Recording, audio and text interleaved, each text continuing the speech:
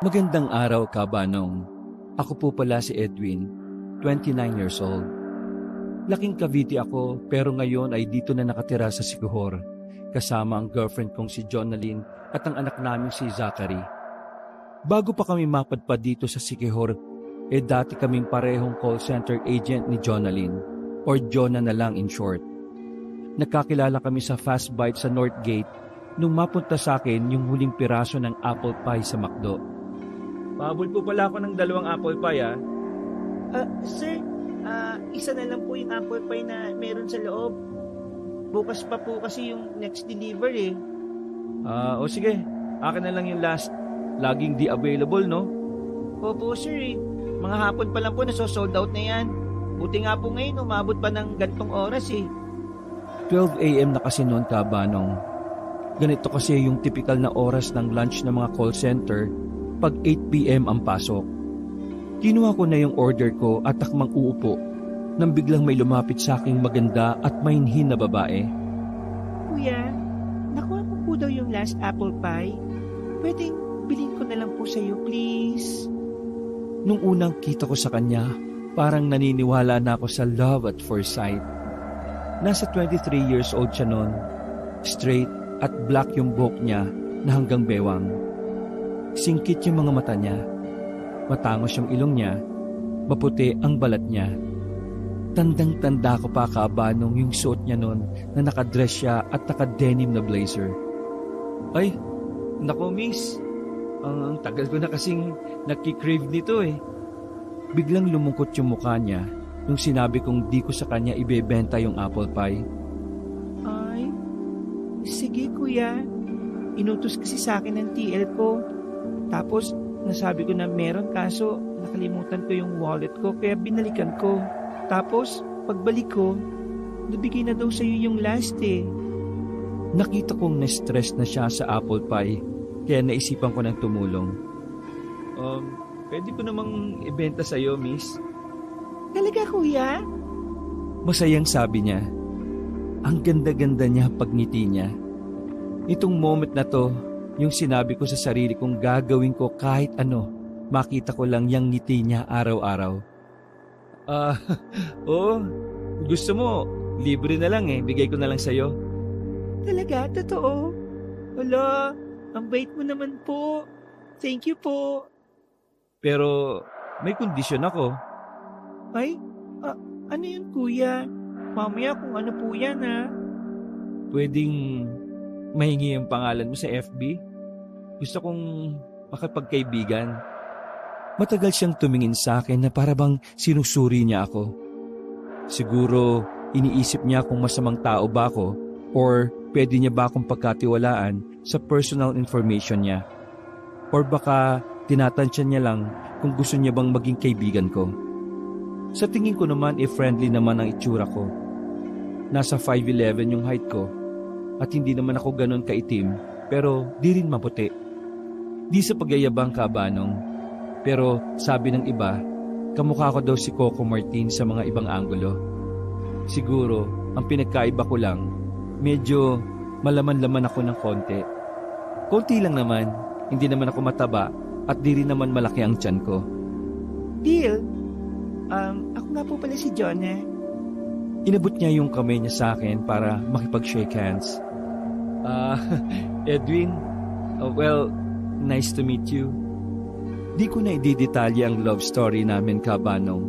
Pero ang masasabi ko lang ako ang pinakamaswerteng lalaki sa buong mundo. Para kaming soulmate ni Jonah. Lahat ng trip ko ay trip niya din. At ang pinaka nagustuhan ko, mahilig din siyang mag-travel tulad ko. Sige na love, punta na tayo sa Siquijor. Ayoko nga, maraming mangkukulam at mambabarang dyan, di ba? Love naman di naman totoo yung mga ganun Paano mo naman nalamang hindi? Nakapunta ka na ba? Maski na. Tingnan mo to. Pinakita niya sa akin yung video na nakita niya sa TikTok. O diba? Ang ganda sobra. Tapos, mura pa. Umayag ka na kasi, love.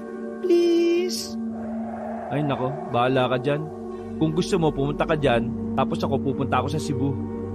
Uy, ano ba yan? Siguro di mo na ako love. Bahala ka na nga dyan. Di lang umagri sa gustong puntahan, hindi na kagad love? Doon ba nasusukat yun? Oo, kasi kung love mo talaga ako, edi sana masaya ka kung saan ako masaya. Masaya ka pa rin naman, di ba? Kahit iba tayo ng pupuntahan. Bakit ba kasi diyan ka pa pupunta? Nakakatakot nga dyan. Bahala ka dyan. Maghanip na lang ako ng ibang sasama sa akin. At sino naman ang isasama mo, Aber? Pwede si Jason, si Boss Marvin, si Anthony, or feeling ko, gusto kong samahan ni Matthew eh. Pwede naman sila na lang. Ganon. Kung kilitin kaya kita dyan, ha? Ano ba? Huwag kasi. Isa. Matthew ka pa dyan, ha? Etong sa'yo. Ano ba? Tama na. Wag! Ano ba nakikiliti ako? Gusto mo ba talaga dyan, ha, love? Opo. Gaano mo ka gusto? Sobrang gusto. Yung tipong ako yung pinakamasayang babae sa buong mundo kasi dadalhin ako ng pinaka-love kong lalaki sa pinakamagandang lugar sa Pilipinas. Ay, nako. Sige na. Ano ba namang di kita kayang tiisin eh. I love you. I love you. I love you more. Ilang buwan nang nire-request sa akin ni John na tong destination na to. Ilang beses ko siyang tinatanggihan kasi ang daming ang usap-usapan tungkol sa Siquijor. Naisipan kong pagbigyan siya ngayon sa dream destination niya kasi bala ko nang mag-propose sa kanya. Siguradong sigurado na ako sa kanya, Kabanong. At alam kong sobrang tanga ko na kung pakakawalan ko pa tong soulmate ko. Di ko naman inakala na ganoon ang mangyayari. Kung alam ko lang, Kabanong, na sobrang magbabagong takbo ng buhay naming dalawa dahil sa pag-travel sa Siquijor, sana hindi na lang pala ako pumayag. Sana pala sinunod ko na lang yung instinct ko na sa ibang lugar na lang at wag doon kaysa nangyari pa ang mga nangyari. Nasa airport kami noon. Si John na lang muna ang babiyahe kasi 3 days lang na na-approve ang leave ko. Di na makancel yung transient, saka hassle kung 2 pa ang ipaparebook. Napagdesisyonan naming susunod na lang ako. Inis naman kasi. Sabi sa'yo mag-absent ka na lang eh. Uy, ano ka ba, love? Di ba may usapan na tayo na magta-travel tayo pero hindi a-absent? Kasi naman eh, umag din yung boss mo eh. Feel ko crush ka nun, kaya ayaw kang di nakikita sa opisina. Ano ka ba naman, love? May asawang tao na yun eh. Sus, gusto mo din kasi siya eh, kaya siguro ayaw mong umabsent. Hindi naman sa ganun, love. Naputol yung sasabihin ko nung nag-ring yung phone ni Jonah. Hello po. Hello, si Jonah rin na ba ito? Ay opo, Jonah na lang po. Sino po sila? Ako yung tagapamalakad ditong transient nyo. Gusto ko lang malaman kung papunta na ba kayo. Ay opo, wait lang po. I-speakerphone ko po kayo ah. Ay, sige, iha. Ayan, okay na po. Ayun nga, makakapunta po. Kaso ako lang po muna eh. Susunod na lang po yung boyfriend ko sa Wednesday. Ayan, mas magandang mag-isa lang daw muna siya. Nakakatakot na ibinulong niya sa kung sino man yung kasama niya doon sa sinabi ni Jonalyn. Bakit naman naging mabuti na mag-isa si John ang papunta doon? Hindi ako nakapagpigil at inago ko kay Jonah yung cellphone. Paano naman naging mabuti na mag-isa yung asawa ko dyan, ha? Kala nyo hindi namin narinig yon? Paggalit na tanong ko sa matanda. Nako, narinig ka yata. Hindi mo ba minute? Anong yun? Hindi nga ako marunong nun eh. Ano bang gagawin ko? Mukhang nagdidiskusyon sila ng kasama niyang lalaki dahil nataranta silang narinig namin yung sinabi ng matandang ito. Ano, sumagot kayo. Susumbo ko kayo sa polis. Anong plano niyo, ha? Love, minahon ka. Ako na nga, tay. Ano kasi, ano po? Ano? Pwede bang kausapin na lang namin yung may-ari na magka-cancel na lang kami kung ganito? Parang may masamang bala kayo eh. Nako, wag ko. Kasi, yung kasi, ano ba yun, tay? Wag po. Ano bang sasabihin natin? Ayun, kasi nagkamali ng headcount doon sa susundo. Ang nasabi lang po kasi, isa lang ho yung susunduin, dalawa po pala kayo. Dapat po, kukontak pa kami ng iba pang susundo, pero buti na lang po, isa lang po. At si ma'am lang, kaya hindi na kailangan ng iba pang susundo. Ewan ko kung bakit di ako kumbinsido sa sagot ng lalaki. At di pa din ako palagay na patuloyin si Jonah sa transient na yon. Pagkatapos makipag-usap ni Jonah sa caretaker, ay inalok ko kagad sa kanya na wag na lang munang tumuloy dahil parang delikado na kung doon pa siya mag-i-stay. Maghanap na lang kaya tayo ng ibang tutuluyan, love. Oh, bakit naman? Okay naman doon. Wala ka na makikitang kasing ganda't mura ng place na yun eh. Kasi naman, ang taas ng suspecha ko sa mga yun eh. Parang may balak silang masama eh. Reasonable naman yung excuse nila, love, di ba? Ewan, parang nagbubulungan pa sila nung kinumpronta ko sila eh. Sabi nila nahirapan lang daw silang mag-come up ng words. Di naman kasi sila Tagalog magsalita eh. Love, huwag ka na mag-overthink. Pag may napansin akong kakaiba pagdating ko doon, promise, sasabihan kagad kita. At kahit lumipat na ako ng ibang hotel agad-agad. Promise mo yan ha? Promise po. May tiwala naman akong kaya ni Jonah yung sarili niya. Pero apart from me, nag-aalala pa din. Ang hirap pala pag alam mong malalayo sa'yo yung taong love mo. Kung pwede lang magkasama kami 24/7 para masigurado kong walang mangyayari sa kanyang masama, ay gagawin ko talaga, Kabanong. Tiningnan ko kung may paraan pa para makasama pa ako sa flight niya. O may paraan pa para makasama siya sa flight ko sa Wednesday. Pero wala na talaga. Ang lakas ng kutob ko na may masamang mangyayari pero di ko pinakinggan yung kutob na yon. Nakalipad na si Jonah at ako ay umuwi na para magpahinga. May pasok pa kasi ako nung araw na yon at pag di pa ako matutulog, tsak malilate ako. Nagising ako dahil tumatawag si Jonah sa phone. Nakailang chat at tawag na pala siya. Hello, love? Hello? Walang sumasagot sa kabilang linya. Love, okay ka lang ba? Wala pa ding sumasagot at kinakabahan na ako, Kabanong. Hello? Sino ba to? Batawag mo ang phone ng girlfriend ko. Naisip ko kasi kung si Jonah to, malamang magsasalita yon. Pero ba't dito nagsasalita? Hello? Hawak mo ba ang girlfriend ko? Ano gusto mo? Pera? Magkano kailangan mo? Ibibigay ko yan kahit magkano. Wala pa ring nasagot. Ano kaya ang kailangan nito? Hello? Kung hindi ka sasagot, ibababa ko. Wait, love, wait! Jonah? Ano? Okay ka lang ba? Hindi lang ako, love. Tawang-tawa lang ako kasi kung ano na pinagsasabi mo dyan eh. Chill ka lang, babe. Okay lang ako. Ba't ba kasi hindi ka nagsasalita eh? Alam mo namang hindi maganda pakiramdam ko na mag-isa ka dyan. Pinagtitripan mo pa ako. Nakamute pala kasi kanina pa ako nag-i-hello tapos kung ano-ano na yung sinasabi mo, hindi ko na in-unmute kasi natatawa pa ako eh. Ay naku, sira ka talaga. O ano, kumusta ka na dyan? Okay naman. Ang ganda dito, sobrang love. Sana nga nandito ka na eh. Hayaan mo na. Hindi mo na lang mamamalayan eh, nandyan na ako kagad. Wednesday naman yung flight ko eh. Umaga. Kaya nga eh. Ay, siya nga pala, love. Bukas daw may palantour sila tatay. Libre lang daw yon. Okay lang ba? Gusto ko sanang tumanggi kasi di talaga maganda yung pakiramdam ko sa mga taong yon. Pero parang ang unfair naman na di ko payagang mag-enjoy si Jonah dahil sa kutob lang. Sige love, okay lang. Ang mga salitang ito ay kung pwede ko lang bawiin noong mga panahon na yon, ay ginawa ko na. Pagkatapos ng Monday shift ko, natulog na ako kagad. Gusto ko na kasing sumunod kay Jonah para mapalagay na ako.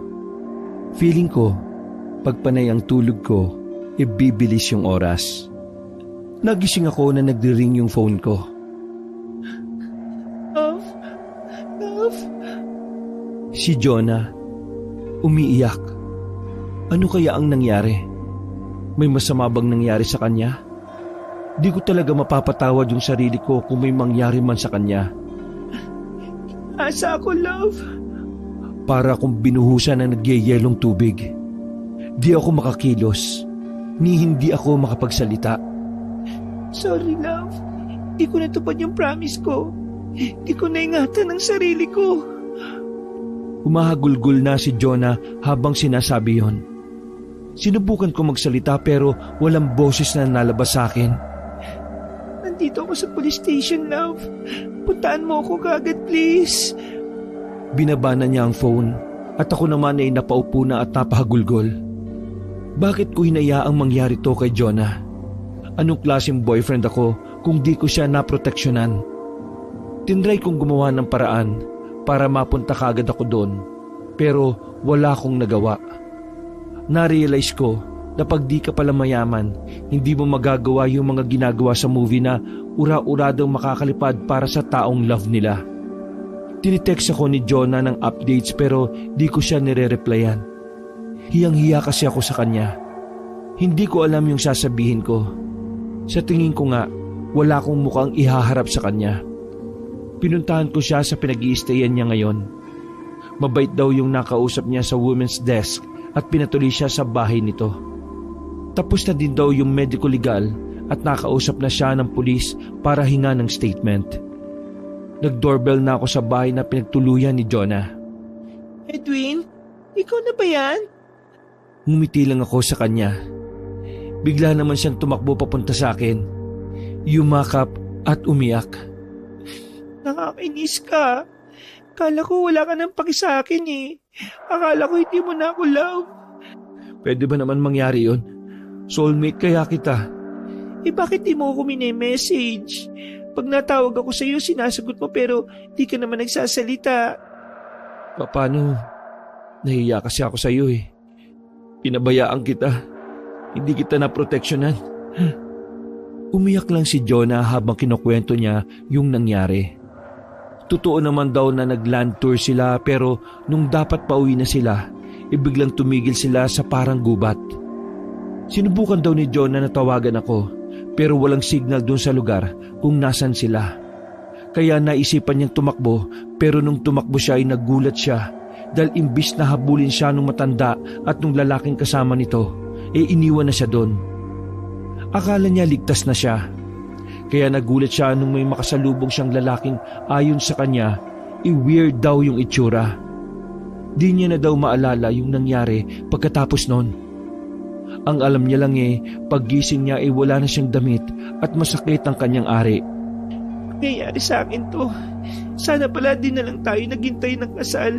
Sana sa iyo ko na lang pala ibinigay ito. May usapan kasi kami ni Jonah. Nagagawin lang namin yon pagkasal na kami. Kasi napaka-religious ni Jonah at ng parents niya. Kaya napakasakit sa akin na malaman ang nangyari sa kanya dahil hindi ko siya naproteksyonan. Mas tumagal kami dito sa Siquijor kaysa sa inaasahan dahil inasikaso pa namin yung pagsampa ng kaso. At dahil sa naabala kami, inuwala sa isip naming dalawang i-rebook yung flight. At wala na daw way para magkaroon kami ng credits kasi natapos na daw yung period na pwede sana naming asikasuhin yon. Naubos yung pera namin sa pag-aasikaso sa kasong to. Pero mukhang wala namang pupuntahan kasi parang nawala na lang ng parang bula yung mga taong responsable sa nangyari kay Jonah. Love, hayaan na lang natin kaya. Hayaan? Ano? Ganun-ganun na lang yon? Gagawin nila sa'yo yun tapos makakatakas lang sila? Wala man lang kahit na anong parusa? Kasi love, naubos na yung pera natin eh. Tapos pag naparusahan ba sila, mababawi pa nun yung nangyari sa akin? Di ba hindi naman? Hindi mo ko naintindihan eh. Di ko kayang isipin na habang ikaw nagsasuffer ka sa trauma na nangyari sa'yo, malaya nilang nagagawa kung ano yung gusto nilang gawin. Ano yun? Free pass? Wala nga pinupuntahan yung kaso eh. Wala tayong kahit anong information na may bibigay na magagamit nila. Tama si Jonah, Kabanong. Lahat ng IDs na meron kami fake. Yung may-ari ng transient na nabook namin matagal ng patay. At dapat abandonado na yung bahay na yon. Walang nakakilala sa matandang lalaking caretaker ng transient at nung lalaking kasama niya. Chinek namin sa Airbnb. Wala na din doon yung posting Ang nakakalungkot nito, wala na kaming nakuhang hustisya. Natanggal pa kami sa trabaho at ngayon wala kaming kapera-pera. Tinulungan kami nung kumupkup kay Jonah. Pinatira niya kami sa bahay niya. Ang usapan lang kami ang magbabayad ng tubig at kuryente niya. Naisipan namin maghanap muna ng trabaho dito para makaipon ng pang-uwi sa Maynila. Pumasok si Jonah bilang cashier sa isang convenience store at ako naman namasukan bilang barista sa isang sikat na coffee shop. Ilang buwan na kaming naninirahan dito kay ate. Itago na lang natin siya sa pangalang Josie. Nakiusap kasi siya na wag daw sana siyang babanggitin nang sinabi kong isishare ko ang story kong ito sa social media. Mabait si ate Josie. Hindi na siya nakapangasawa dahil siya na yung nag-alaga sa mama niya nung namatay yung mama niya. Naging mag-isa na lang siya dito sa bahay niya. Hindi ganun kalaki ng bahay ni ate Josie. Nasa liblib na lugar ito na medyo pumabor sa amin dahil ang gusto sana namin ni Jonah maging low-key lang dito hanggang sa makauwi na kami. Tahimik ang lahat hanggang sa isang gabi pag-uwi ko. Kain na!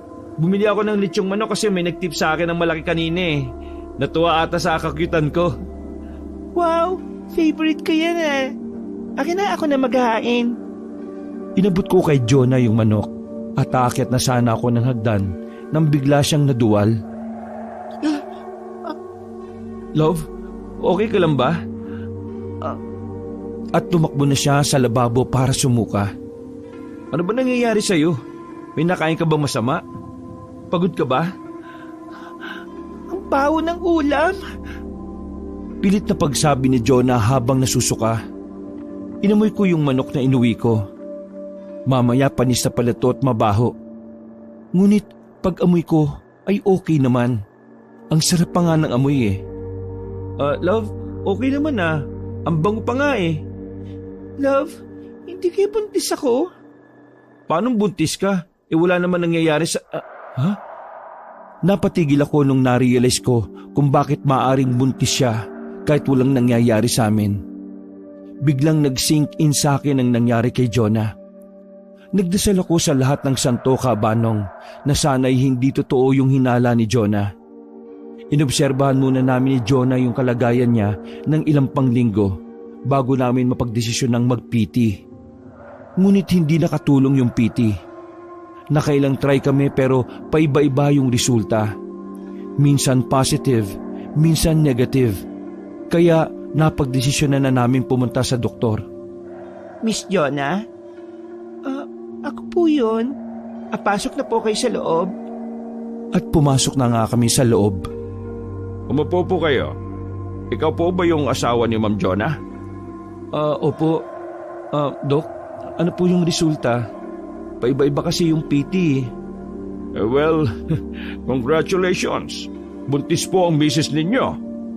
Bumagal ang lahat at parabang nawala ko sa sarili ko kasi nagulat na lang ako nang magaya ng umalis si Jonah. Tara na, love. Thank you, Doc. See you po next check-up ko. Ay sige, Mrs.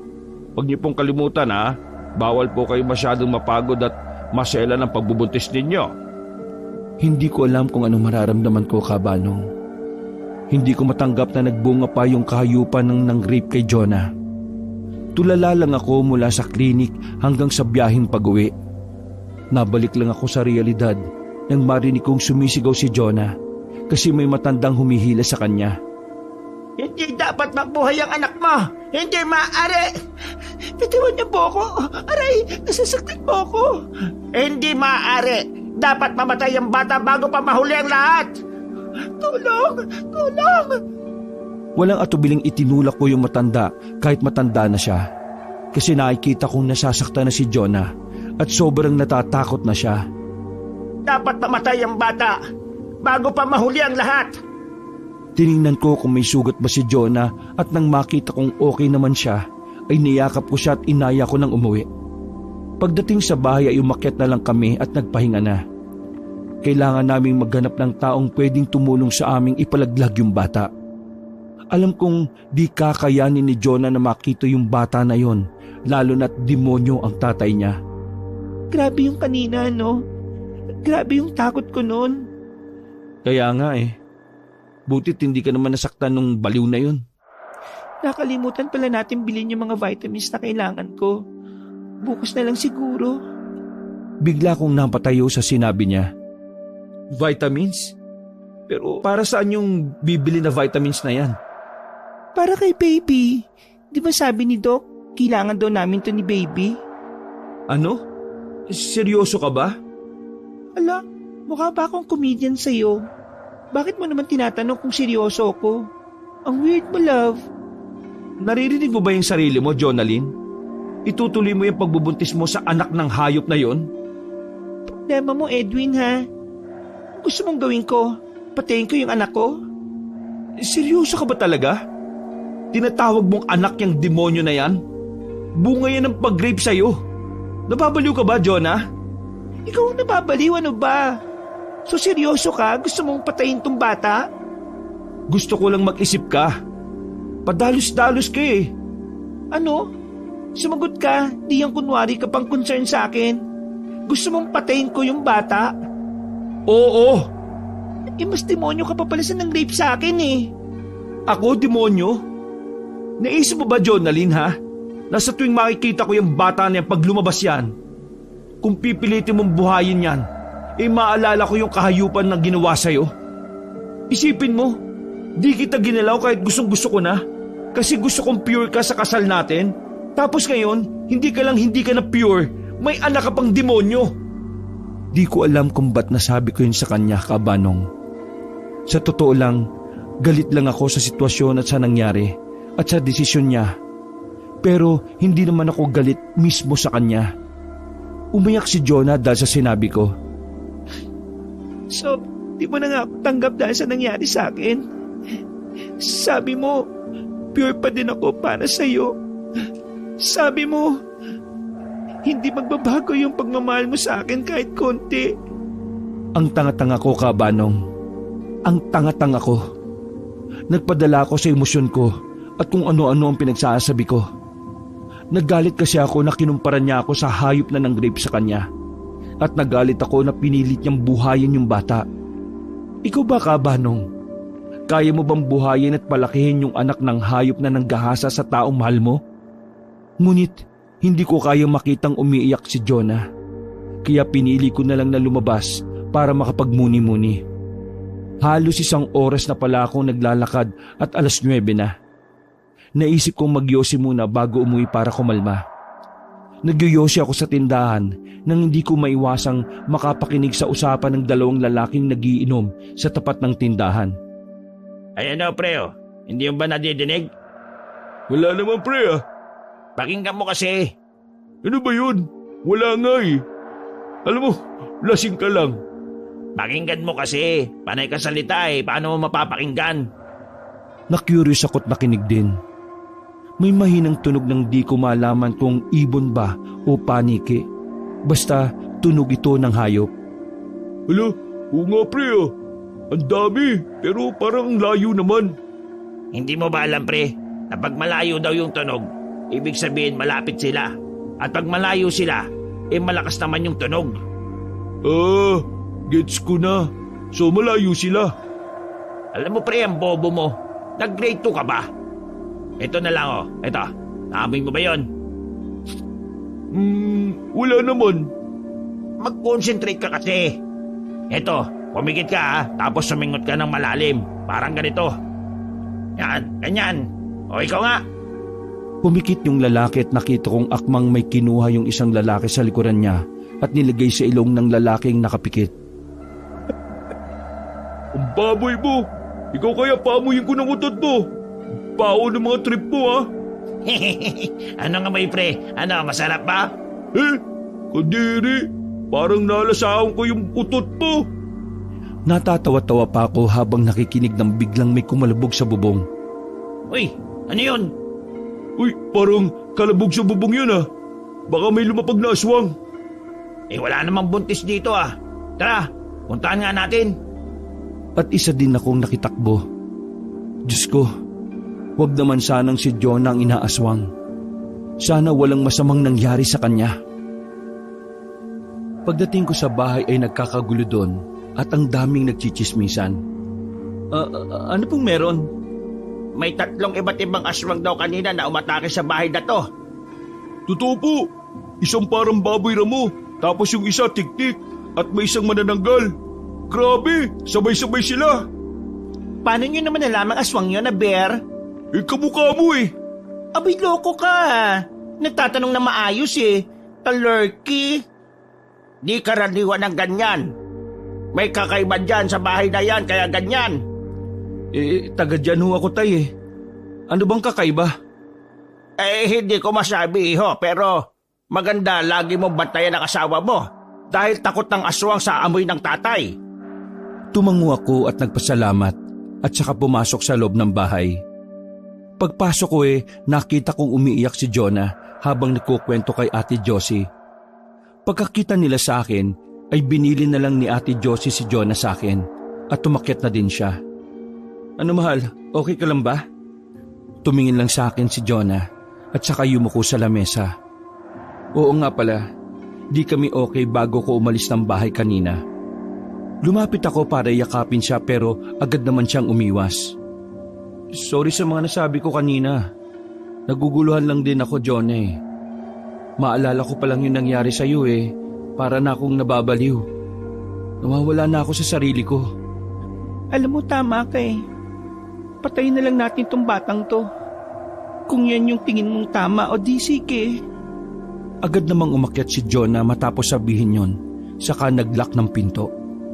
Ang nakakainis Kaabanong, parang natutuwa ako sa ideya na mawawala na yung bata na yan sa buhay namin.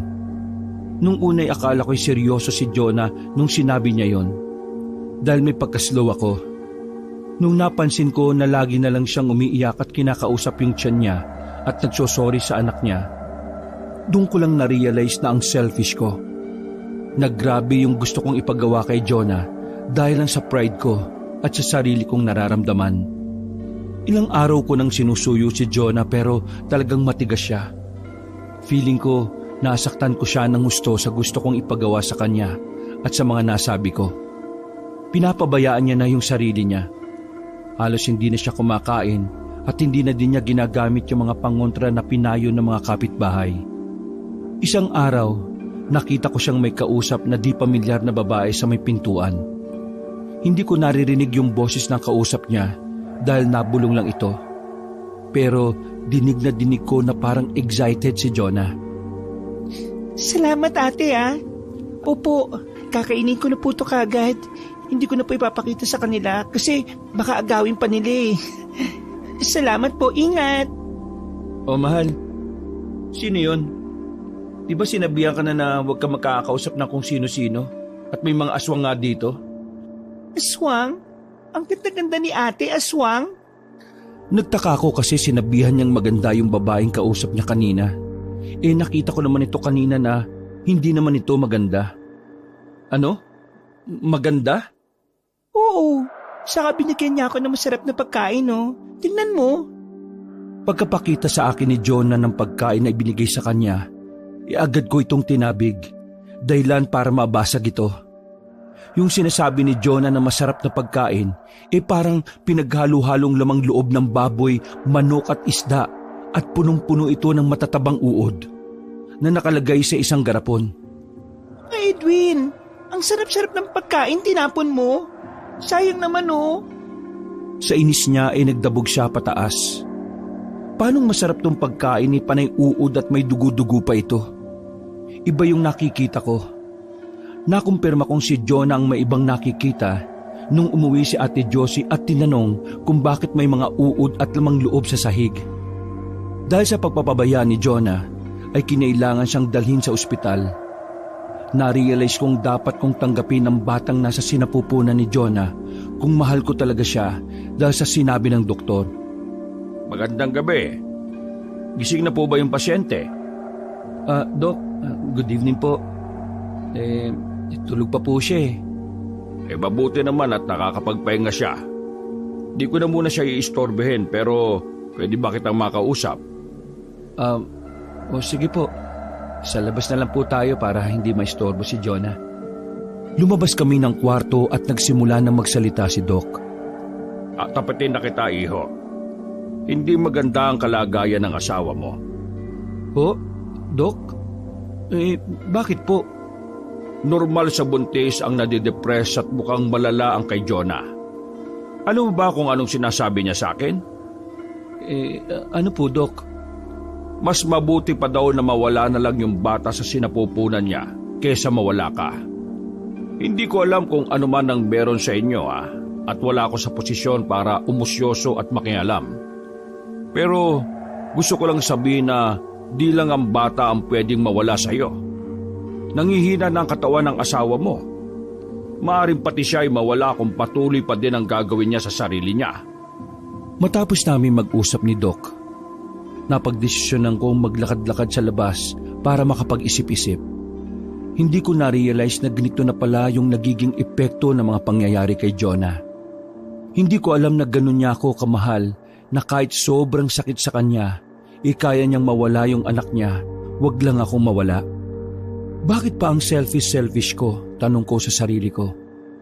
Bakit hindi ko kaya magsakripisyo para sa taong mahal ko? Hihintayin ko pa bang mawala siya bago ko ma-realize na mas importante siya sa akin kaysa sa punyemas na pride na yan? Napagdesisyonan ko nang susuportahan ko si Jonah kung gusto niyang buhayin ng bata. Alam ko, hindi sapat ang salita lang kaya dumaan ako sa Red Ribbon para magpagawa ng cake na may nakalagay na Zachary or Jarina. Yan kasi yung plano naming pangalan sa magiging anak namin. Alam ko kung gusto kong magkaayos kami ni Jonah, kailangan kong tanggapin ng bata na parang anak ko din. Nabitiwan ko ang cake pagdating ko sa kwarto ni Jonah dahil akmang sasaksakin na nurse yung tiyan ni Jonah. Nag-agawan kami ng kutsilyo dahilan kung bakit nagising si Jonah. Anong nangyayari? Kutsilyo! Walang... Bigla namang nataranta yung nurse at tumakbo palabas. Wala na yung nurse nung nagsidatingan yung guard at iba pang nurse. Nung nalaman nilang wala ng gulo, nagsibalikan na din sila sa kani-kanilang trabaho. Binisita kami ng head security para hinga ng statement sa kung ano ba ang nangyari. Ano ho ba yung nangyari dito, sir? Bakit may iskandalong nangyari? Kasi sir, kaninang umaga, pumunta si Doc dito tapos sabi niya, pwede ba kaming mag-usap? Tapos sabi ko naman, opo. At sa labas nga kami nag-usap dahil ayoko may istorbo si Jonah sa pagtulog niya. Tapos diyan kami sa tapat ng pinto nag-usap. Sinabi niya sa akin yung kalagayan ng asawa ko. Tapos napag-isipan kong magmuni-muni muna. Di naglakad ako sa labas. Nung naisipan kong mahal na mahal ko pala yung asawa ko at ayokong mawala siya, nagdesisyon ako na mahalin na rin yung bata na parang sarili kong anak. Dahil mahal ko rin si Jonah, yung asawa ko. Tapos naisipan kong bumili ng bulaklak at saka cake. Sayang nga kasi nahulog yung cake . Alam niyo ba kung bakit nahulog yung cake, bossing? Hindi. Bakit ba? Kasi masaya akong naglalakad dito. Kasi nga excited akong sabihin kay Jonah na payag na rin akong ituloy na buhayin yung bata. At mahalin ko rin yung tulad ng pagmamahal ko sa kanya. Kaso, pagpasok ko, may nakita kong nurse na akmang sasaksakin yung tiyan ni Jonah. So, tinulak ko kagad yun. Tapos, nahulog yung kutsilyo sa sahig. Tapos nang kukunin niya ulit, inunahan ko na siya. Kaso, nagpang-abot kami.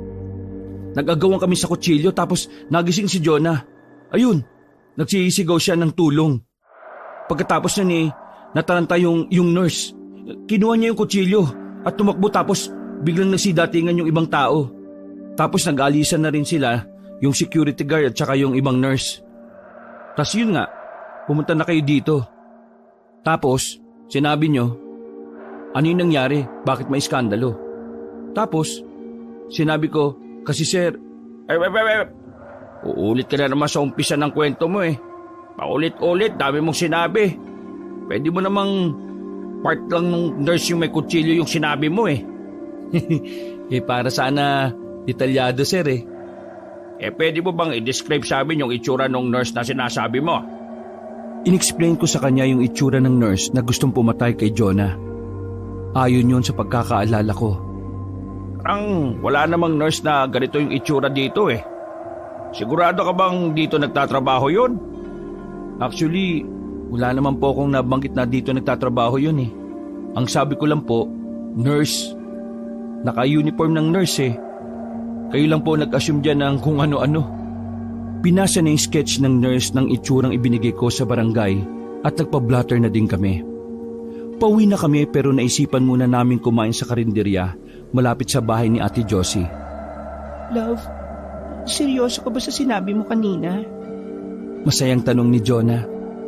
Nakakatuwa halos ilang araw, linggo o buwan na di ko yata nakita ng mga ngiti niyang yon. Naalala ko tuloy yung pinangako ko sa sarili kong gagawin kong lahat para palagi siyang mapangiti. Ang alin doon? Na pupuhayin natin si baby. Hindi. Nagpapakul lang ako doon sa security kanina eh. Ha? Akala ko pa naman seryoso ka. Ano ko ba naman? Siyempre seryoso ako no. Mag-i-effort pa naman akong bumili ng bulaklak at cake kung prank lang pala yun. Talaga? Alam mo, ang saya-saya ko kanina nung pinakikinggan ko yun. Parang nakalimutan ko na ngayon tungkol dun sa nurse na may kutsilyo eh.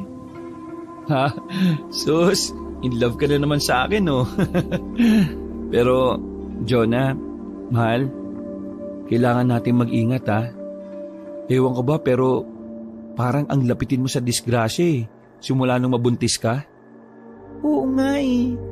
Alam mo ba kahit may mga pangontra tayo, parang ang dami pa ding umaaligid sa akin mismo. Parang tuwing may chance sila eh, umaatake sila. Ito mahal ha, ayaw lang kitang takutin eh. Pero alam mo ba nung isang araw, may matandang nagsabi sa akin na kakaiba daw yung kaso mo. Parang di daw normal yung ganyang kadaming aswang ang umaaligid sa iyo eh. Hala, totoo ba? Baka mga kampon mo sila nung panahon ng ayaw mo pa kay baby. Eto, ginagawang joke lahat. Feeling ko eh, kailangan natin maghanap ng pwede makausap tungkol sa sitwasyon mo. Kung maraming naaligid sa iyo, dapat marami din tayong pangontra. Bigla namang may batang lalaki na nakisabat sa usapan namin. Kuya, ate, huwag niyo ko kukulitin sa singit ha. Pero narinig ko kasi yung usapan niyo habang naglalaro ko dun eh oh. Tinuro niya yung lugar kung saan siya naglalaro ng kotse-kotsihan gawa sa lata. Kasi mukhang kailangan niyo ng aswang expert eh. Napakinig tuloy ako. O bakit bata? May kilala ka ba? Elmer po yung pangalan ko. Tsaka opo, may kilala po ko. The best aswang buster po talaga yun. Sino ba yun? Pwede bang ipakilala mo kami sa kanya? Opo, pero may kondisyon lang po sana ako. Ano naman yun? Sa akin na lang po sana yung tira niyong coke. Ay, oo naman. O ito, uminom muna siya bago nagsalita ulit. Sarap talaga ng coke. Ito po, sa bahay po namin yun eh. Tatay ko yung the best aswang buster. Tara po. Pagkaubos ng coke ni Elmer, agad na kaming umalis papunta sa bahay nila. Ewan ko ba kabanong pero kahit matagal-tagal na rin kaming nakatira sa lugar na ito, ay hindi pa rin ako komportable sa pasikot-sikot nito. Ewan ko kung bakit pero bigla akong nakaramdam ng matinding pagkakaba. Habang naglalakad kami, may napansin kaming kakaibang ingay mula sa mga puno. Di pa naman ganun kadilim, pero nakakatakot na yung atmosphere ng paligid. Parang may kakaibang ihip yung hangin. Kuya, ate, bilisan na po natin. Medyo delikado na daw po kasi pag ganitong oras, sabi ni tatay eh. Kaya nga eh, kaso kauwi lang namin galing sa ospital kaya pagod na yung ate Jonah mo. Tapos, di pa okay yung pakiramdam niya ngayon. Ay, sige po kuya. Medyo tatakbo lang po ako ha. Natatakot na po kasi ako eh. Tumakbo si Elmer pero tanaw ko pa din siya. Siguro nararamdaman niya din yung kabang nararamdaman ko kaya nagmamadali din siya. Gusto ko sanang magmabilis pero napapansin ko na ang bagal ni Jonah dahil sa sobrang pagod. Di pa pala kami nakakapagpahinga mula nung nangyari yung insidente sa ospital. Bago pa man din kami makarating sa bahay ni na Elmer, bigla na lang may lumundag mula sa isa sa mga puno sa daan. Isang malaki na maitim na halimaw na may mga matang nanlilisik. Edwin, yung bata, kinukuha siya ng aswang! Sigaw ni Jonah dahil kinuha ng aswang si Elmer. Agad-agad akong naghanap ng pwede kong panglaban sa aswang pero walang kahit na anong bakal o kahoy dito. May nakita akong malaking bato pero sa tingin ko di naman kayang buhatin to. Tulong! Kuya, tulong! Umiiyak na si Elmer dahil akmang kakainin na siya ng aswang. Hindi ko alam kung saan ko nakuha yung lakas ko pero nakayanan kong buhatin yung bato at ibineto to sa aswang. Mabilis na nakaiwas yung aswang pero dahil umiiwas siya, inabitiwan niya si Elmer. Tumakbo si Elmer papalapit sa amin pero hinabol siya ng aswang. Kuya, tulong! Kumuha ko ng di gaanong kalaki ang bato at pinukpok ko ito sa ulo ng aswang.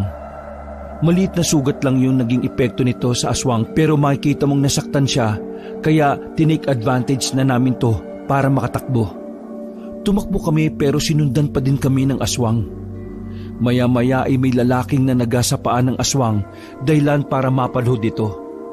Talagang anak ko pa ang pinunterya mo, ha? Sawa ka na ba sa buhay mo, ha?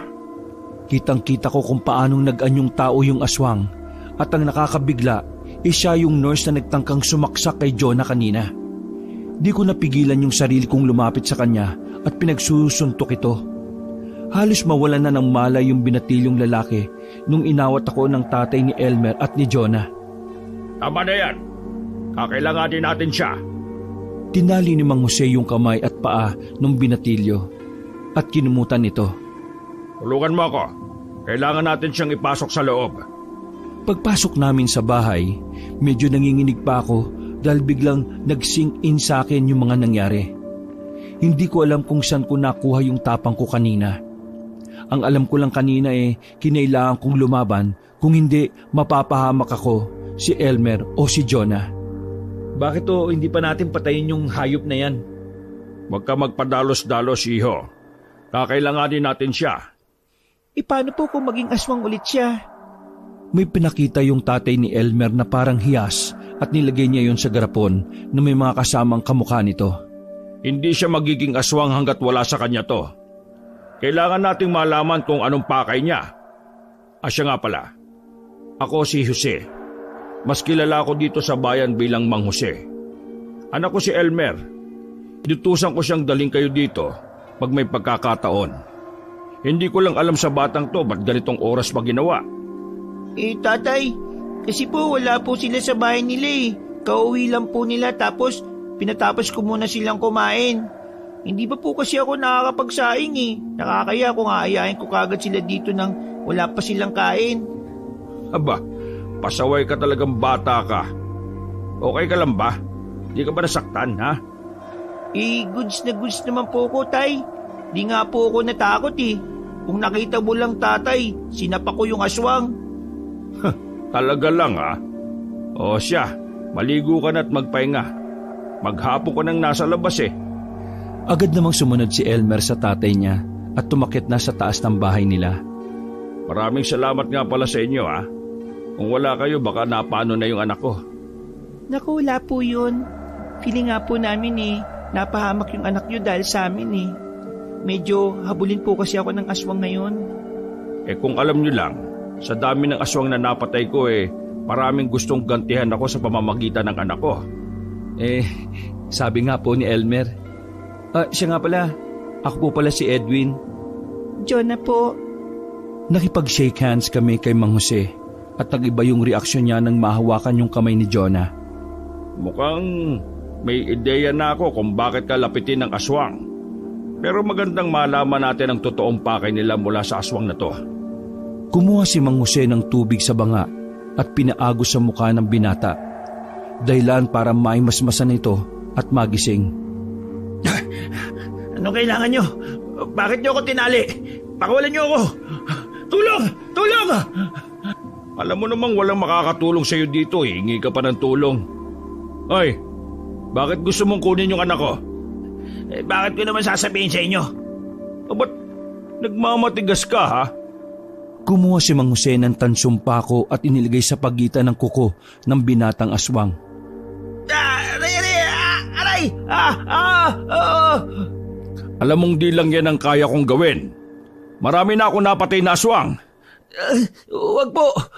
Kapapanganak lang po ng asawa ko. Wala po siyang trabaho. Di niya kakayanin buhayin yung anak namin nang wala ako.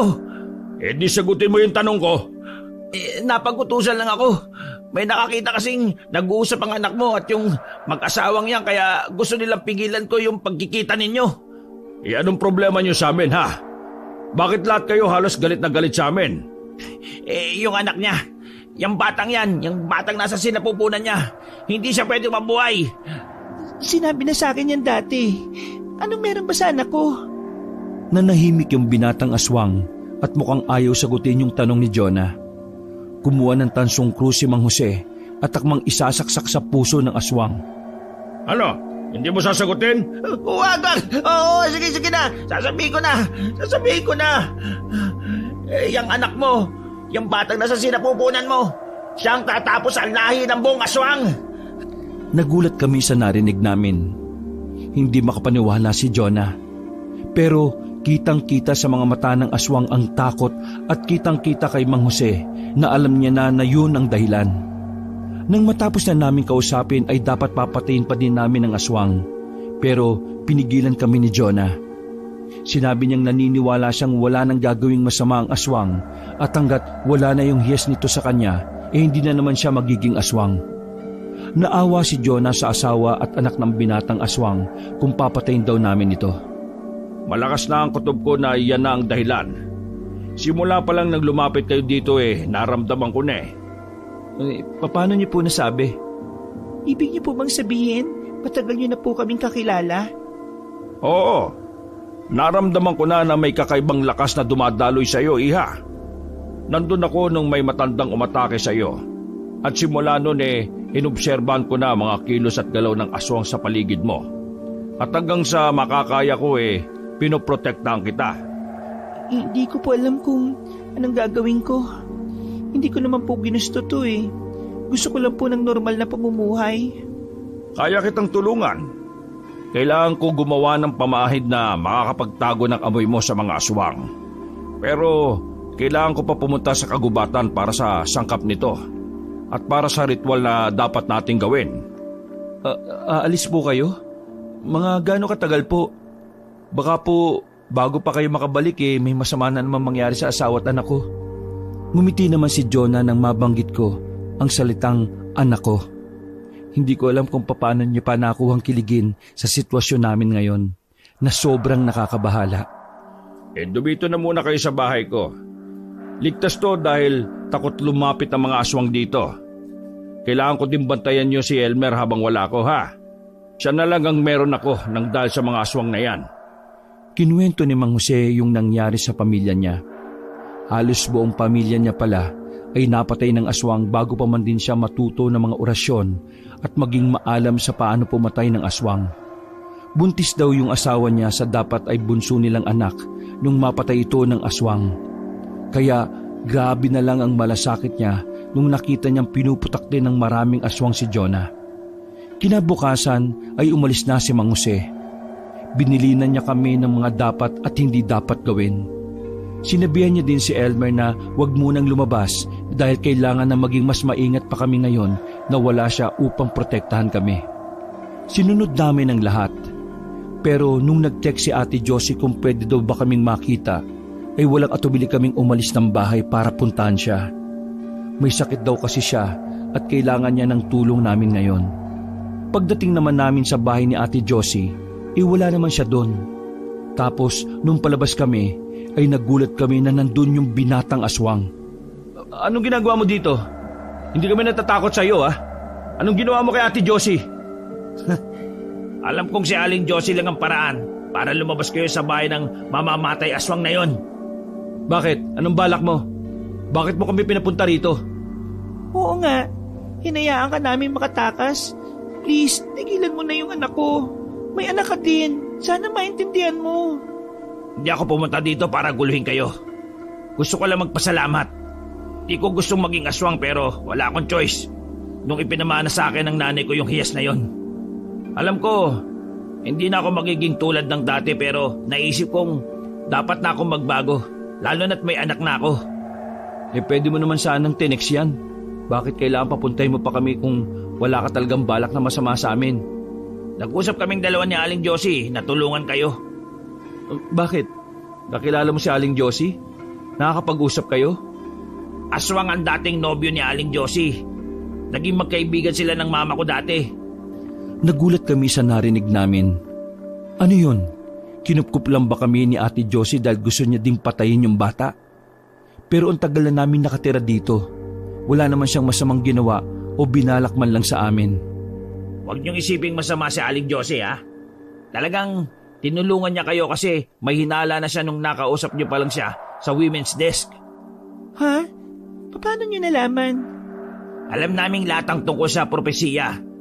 Di naman sigurado si Aling Josie nun pero ginawa niya na ang lahat ng makakaya niya para protektahan ka at yung anak mo. Alam mo, hindi ako naniniwala sa iyo eh. Kung totoo yung sinasabi mo, asa si Ate Josie? Bakit kailangan pang sabihin may sakit siya para lang pumunta kami dito? Sinabi namin yun kasi alam namin hindi kayo pupunta. Sasabihin namin gusto lang namin kayo makausap. Yung tungkol naman sa kung nasaan siya, ayan, yan ang hindi ko masasagot. At bakit? Kasi may ginawa kayo sa kanya? Hindi ko masasagot kasi hindi ko rin alam eh. Nagugutom na nga ako eh.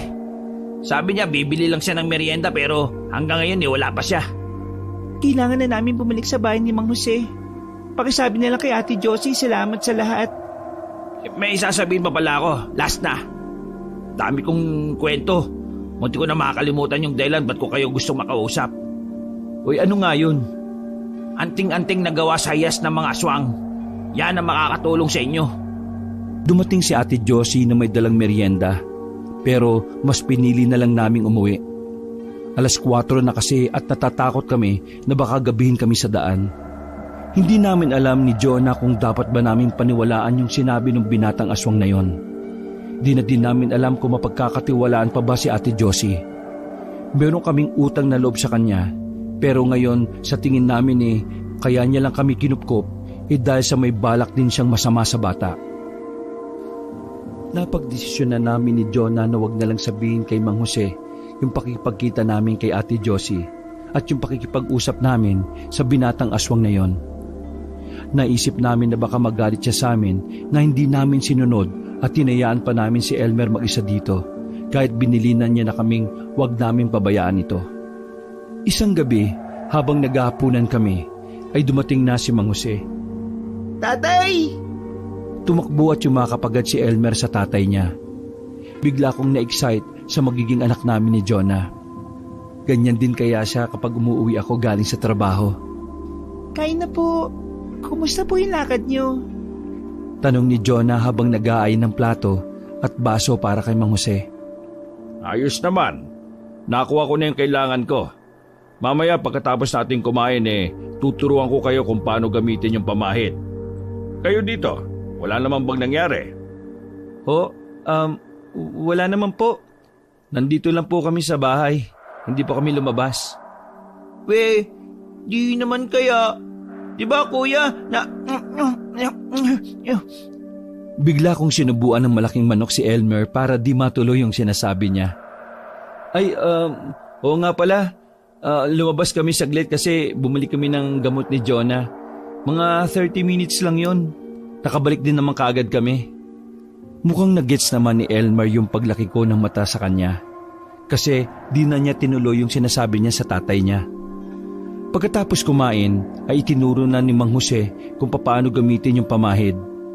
Sabi niya sa tingin niya tatagal ng 2 hanggang 3 buwan yung pamahid na yon. Sapat para makahanap siya ng mas permanenteng solusyon. Gustuin man namin magstay kila Mang Jose, medyo nahiya kami dahil hindi naman ganon kalakihan yung bahay nila.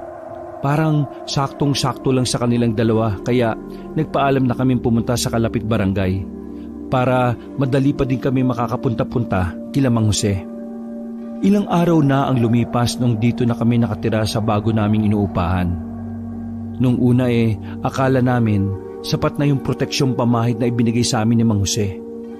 Pero nagulat kami nung bumalik na naman yung mga umaaligid na aswang. Natutulog kami noon. Mahal, gising. Mukhang may aswang sa bubong. Agad akong bumangon at kinuha yung bolong binigay sa akin ni Mang Jose. Umalis ka dito! Meron akong mga sandatang panlaban sa'yo! Mapangasar naman na sumagot yung aswang. Sa akin o sa amin? Natakot ako nang marinig yon. Inabot ko kay Jonah yung pamahid para sana maglagay pa siya. Matamang yung amoy na yun pero naamoy pa din namin ng bata. Nakapaligid sila sa bahay namin, pero alam namin ang dapat lang namin gawin ay maging alerto sa mga bintana at huwag lumabas kahit anong sabihin nila o kahit anong mangyari, dahil may mga proteksyong ginawa si Mang Jose sa bahay namin bago kami lumipat dito. Tinawagan ni Jonah si Mang Jose para tulungan kami at mga 1 oras nang lumipas bago siya nakarating. Nalaman kong nakarating na si Mang Jose dahil narinig ko ang away sa labas. Mang Jose, tutulong po ako dyan! Sigaw ko. Dali-dali kong kinuha yung mga sandatang binigay niya sa akin. Hindi na kailangan. Kaya ko na to. Kailangan mo bantayan si Jonah para kung may makapuslit man sa loob, maprotektahan mo siya. Mga ilang saglit din ay tumahimik na sa labas ng bahay. Indikasyon na okay na ang lahat. Paglabas ko ay nakahiga si Mang Jose at walang malay at medyo maliwanag na. Siguro yun ang dahilan kaya nag-alisan na yung mga aswang. Mahal, okay lang ba siya? Pag-aalala ni Jonah nung pinasok ko si Mang Jose nang walang malay. Tiningnan ko yung pulso niya pero na-realize ko na di ako marunong kaya pinakinggan ko na lang yung pagtibok ng puso niya. At mukha namang buhay pa siya. Nilinisan ni Jonah mga sugat ni Mang Jose at tinayaan namin siyang magpahinga muna. Biglang nagising si Mang Jose at akala niya nasa laban pa siya. O ano? Lalaban pa kayo, ha? Mang Jose, kami na po ito. Tapos na po, wala na po mga kalaban. Ha? Anong nangyari? Nagsialisa na ba sila? Opo, inabot na po kayo ng umaga Hindi po namin alam kung ano nangyari. Nung tumahimik na yung paligid, saka pala kami lumabas. Bakit di man lang kayo tumulong, ha? Sabi niyo po kasi dito lang ako sa loob Siyempre sasabihin ko yun para maangas. Dapat pag ganon, lalabas ka din para alam mo kung gaano karaming aswang yung kalaban. Oh? Ay, sorry, hindi ko po nag-gets di bale, next time po. Anong next time? Gusto mo pang no next time, ha? Bahala na kayo sa buhay nyo. Pabirong sabi ni Mang Jose.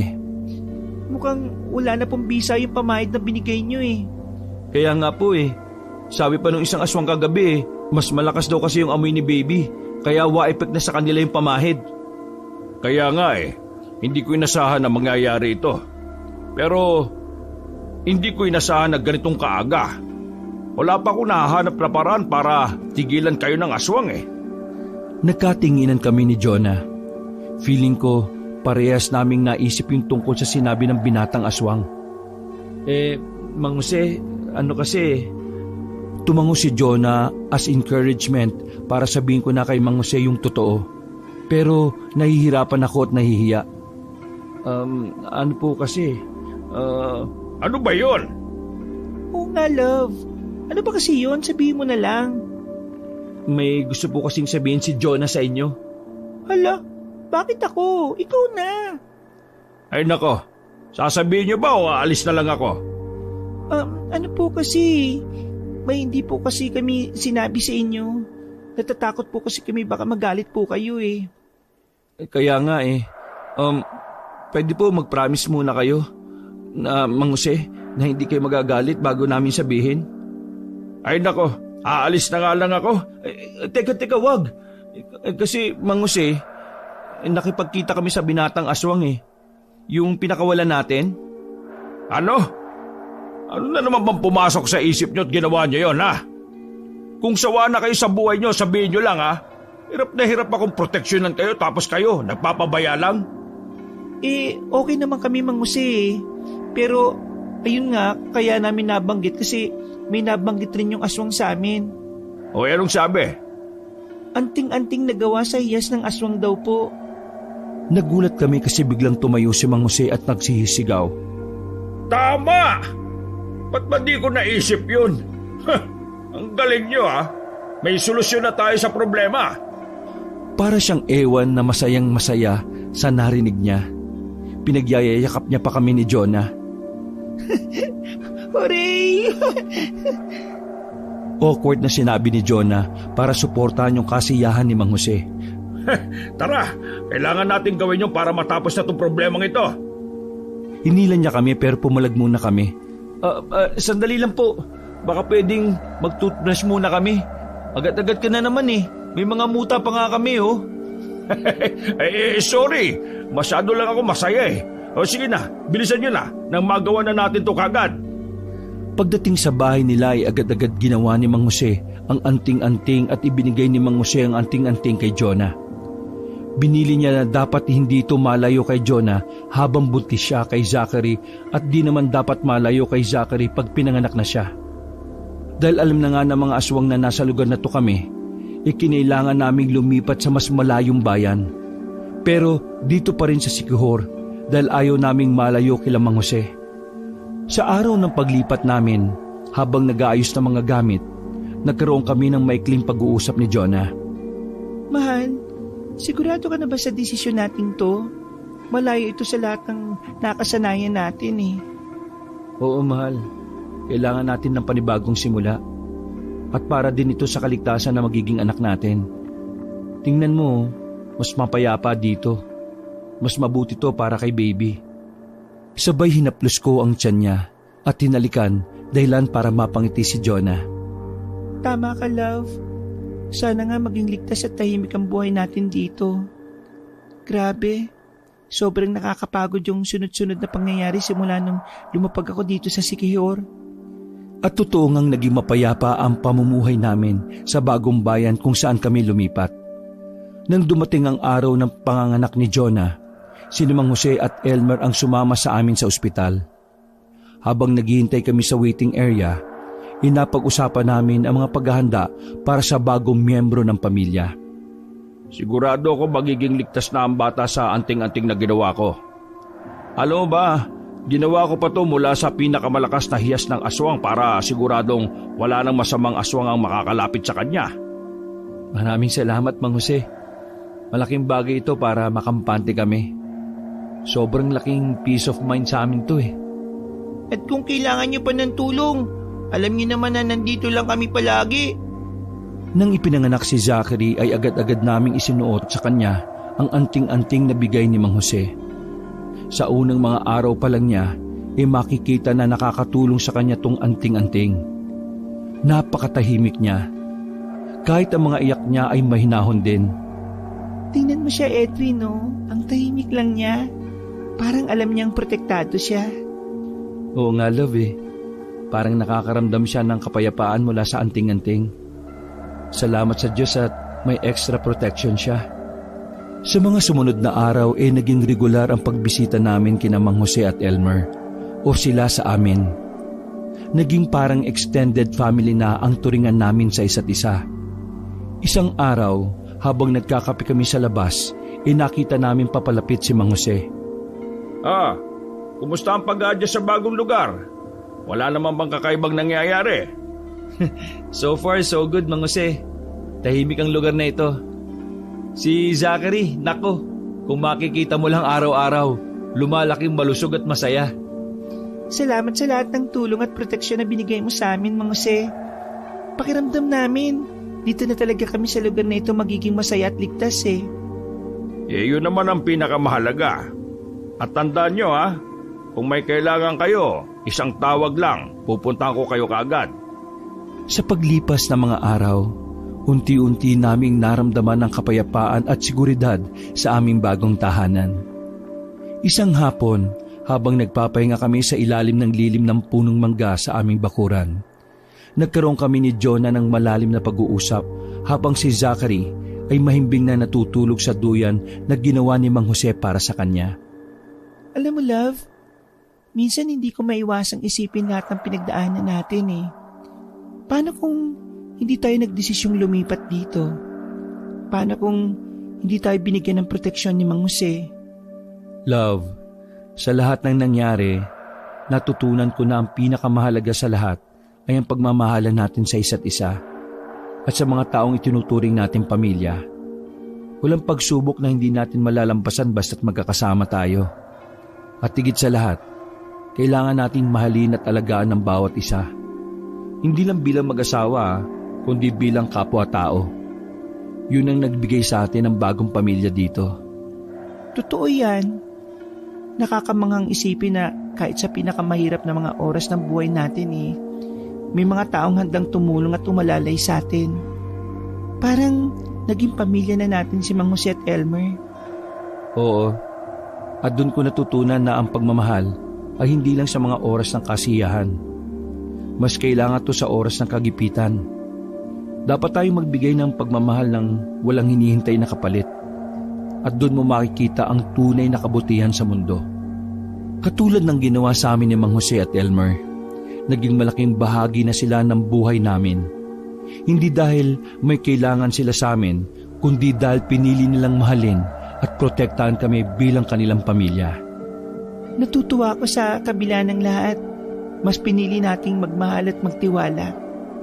Ngayon, alam kong mas magiging ligtas si Zachary at magiging masaya. Habang nag-uusap kami, ay dahan-dahang nagising si Zachary sa pagkakaidlip.